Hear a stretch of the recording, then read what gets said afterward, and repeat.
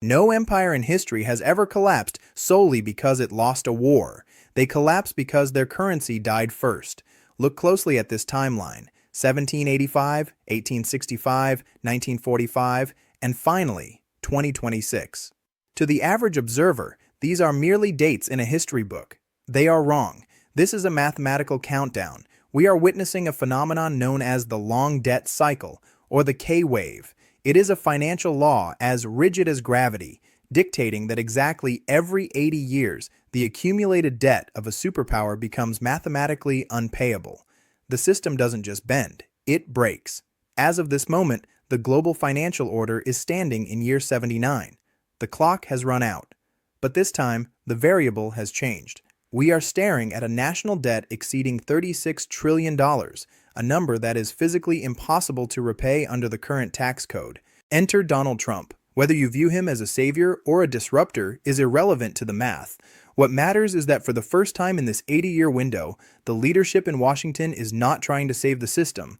They are openly dismantling the globalist architecture established in 1945. 2026 is not just another midterm election cycle, it is the terminal point of an 80-year-old credit system. History is clear. Every 80 years, a great reset is mandatory. It is not a policy choice. It is a liquidation event. The mechanism has already been triggered.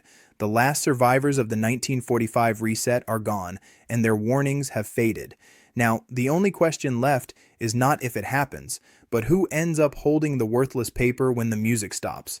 Wealth does not disappear during these resets. It transfers, and that transfer begins right now. Let's strip away the campaign slogans and look at the cold, hard ledger. Donald Trump has promised a new golden age of American prosperity. He speaks of deregulation, tariffs, and unleashing domestic energy. But the reality is that the president did not inherit a recovery. He inherited a mathematical crime scene. The trap we are in is simple yet fatal. It is the conflict between two different types of growth.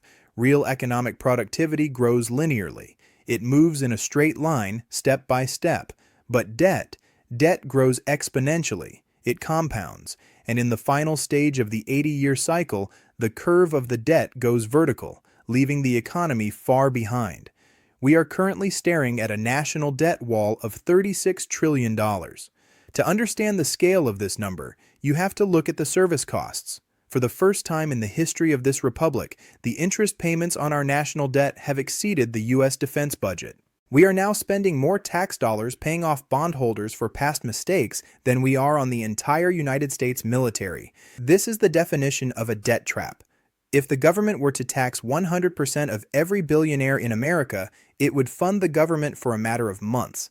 If Trump achieves 4% or even 5% GDP growth, numbers not seen in decades, it still would not generate enough revenue to service a debt that is expanding by trillions every year. This is why the skepticism is warranted. Mathematics does not care about political parties. It does not care about Make America Great Again. It only cares about solvency. And by every traditional metric, the United States is functionally insolvent. Trump is not the architect of this disaster. He is merely the unfortunate soul standing in the room when the bill comes due. He is the year 79 president. His role is not to fix the system, because the system is mathematically unfixable. His role is to decide how to manage the bankruptcy. He is like a doctor who has been called in to treat a patient only to realize the patient is already on life support. The only choice left is not how to save them, but when to pull the plug to stop the pain. The golden age he promises cannot be built on top of this rotting foundation. It can only be built after the foundation is demolished. Do not listen to the promises of politicians who say we can grow our way out of this. Listen to the cycle. The debt is unpayable. The default, in one form or another, is guaranteed. But to understand why Trump might be the one to pull the plug, we have to look at the other presidents who stood exactly where he stands today. If you think Donald Trump is an anomaly, a glitch in the system, you are looking at history through the wrong lens. The fourth generation always makes the mistake of thinking their time is unique. They view a leader like Trump as a chaotic disruption to norms. But history reveals a terrifying truth. The year 80. Reset never happens under a polite, rule-following bureaucrat. It always requires a wartime strongman. It demands a leader willing to break the law to save the nation. Look at the evidence. 1865, the American Civil War ended, leaving the nation drowning in debt. The federal debt had exploded from $65 million to $2.7 billion, a 40 times increase. To survive this, Abraham Lincoln did not follow the rules of the gold standard. He suspended the rules. His administration printed greenbacks, paper currency backed by absolutely nothing but government force. It destroyed savings and caused massive inflation, but it kept the government from collapsing. Lincoln acted unilaterally because the math gave him no other choice. Franklin D. Roosevelt. We remember him as a war hero, but financially, he was a ruthless confiscator.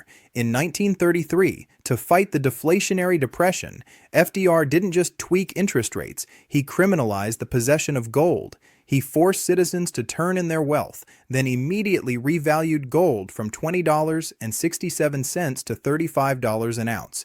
He wiped out the debt by changing the value of money overnight. It was an executive seizure of wealth on a massive scale, and it set the stage for the Bretton Woods system that gave America total global dominance.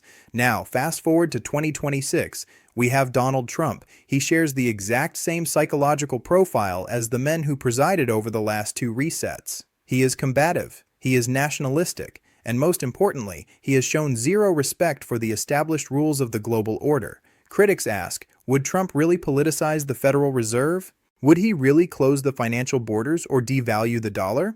The answer provided by history is a resounding yes. When the debt becomes unpayable, as it is now at $36 trillion, leaders do not ask for permission. They use executive power to change the reality. Lincoln printed greenbacks. FDR confiscated gold. Do you really think Trump will hesitate to use a Bitcoin strategic reserve, a gold revaluation, or a digital dollar reset if it wipes out the debt? Trump is not the deviation. He is the standard. He is exactly the type of wrecking ball the 80-year cycle produces when the system needs to be broken to be fixed. The chaos you see in Washington isn't dysfunction. It is the necessary precursor to the reset. History doesn't just repeat leaders. It repeats the exact mechanism they use to wipe the slate clean. To understand why the crash is inevitable, you have to stop looking at charts and start looking at biology. The 80-year cycle is not random. It is the mathematical result of human memory fading over 4 generations. We are currently ruled by the 4th generation. These are the technocrats in Washington, the academics at the Federal Reserve, and the elites on Wall Street. Their defining characteristic is a dangerous lack of fear.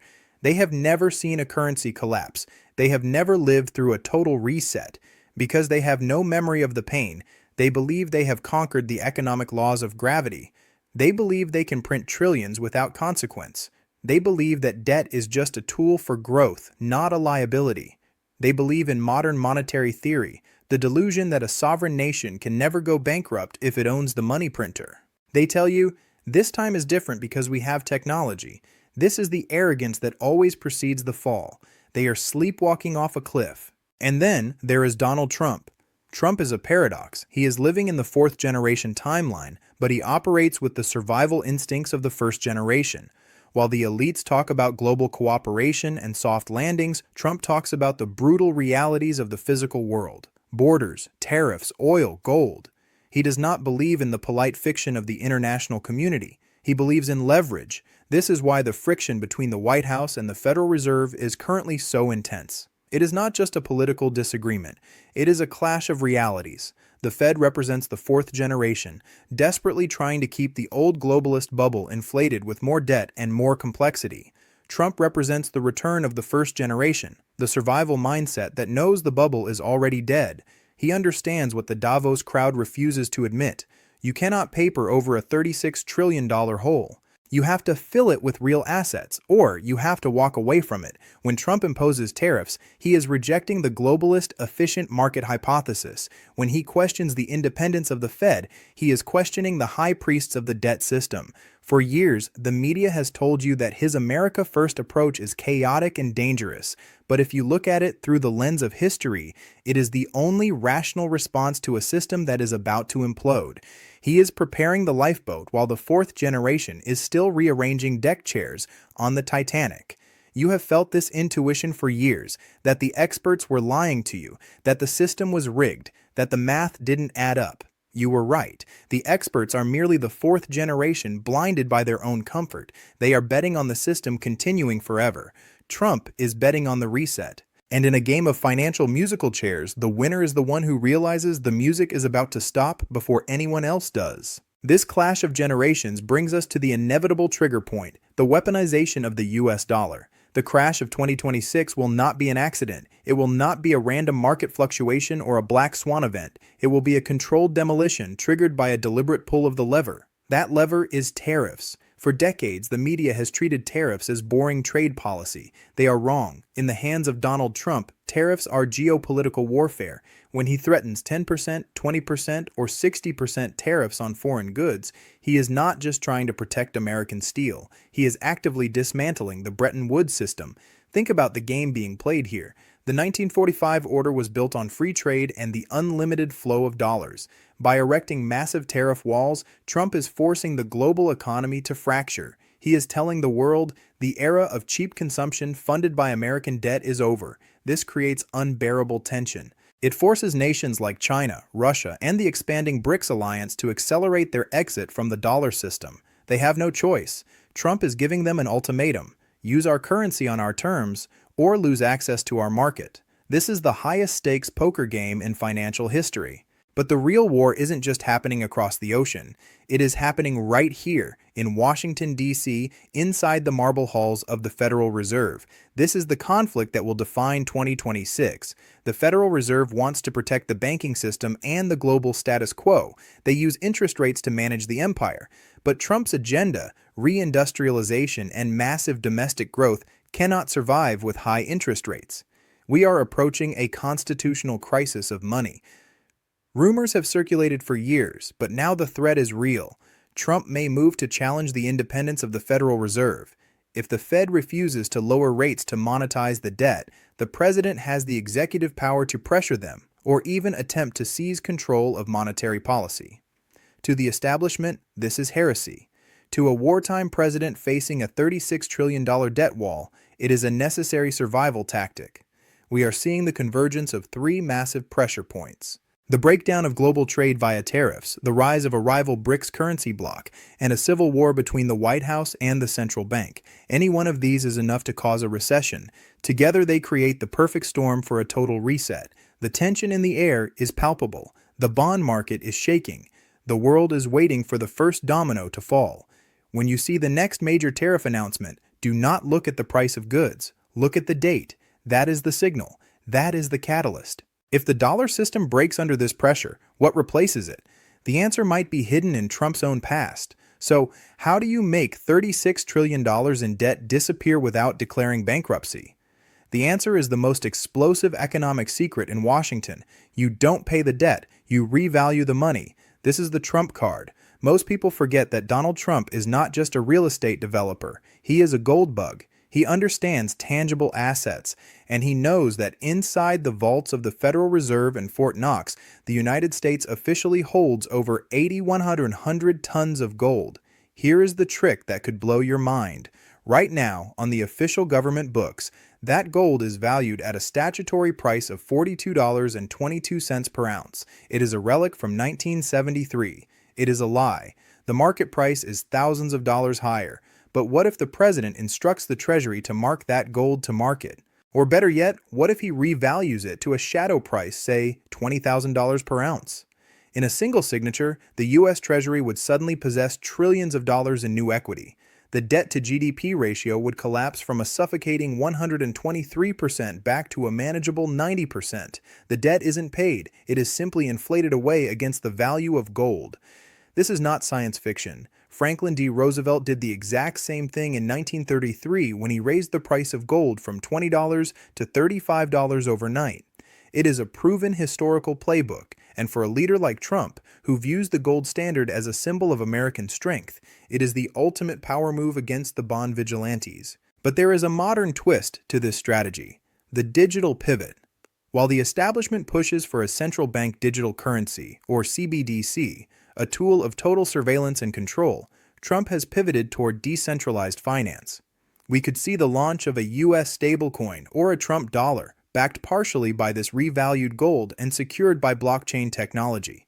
Think about the genius of that move. It satisfies the desire for a modern digital currency, but it strips away the surveillance state that the fourth-generation elites are so desperate to build.